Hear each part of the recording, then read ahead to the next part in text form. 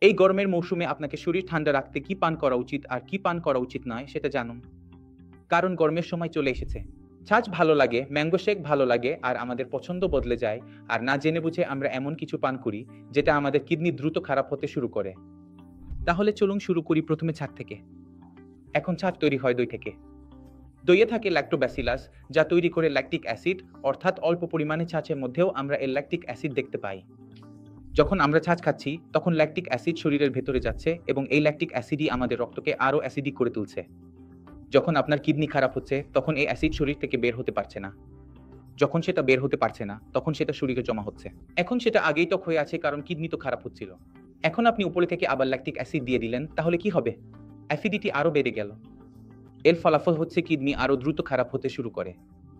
আমাদের রক্তের মধ্যে যে বাইকার্বনেট আয়ন আছে সেগুলো কমতে শুরু করে এবং আমাদের ডিটারজেন্ট স্পিড বেড়ে যায়। শরীরে মেটাবলিক অ্যাসিডোসিস শুরু হয়ে যায়। এই কারণেই দই হোক, ছাঁচ হোক, লস্যি হোক, এসব খাওয়া বন্ধ করে দেওয়া হয় কারণ এগুলোর মধ্যে ল্যাকটিক অ্যাসিড থাকে।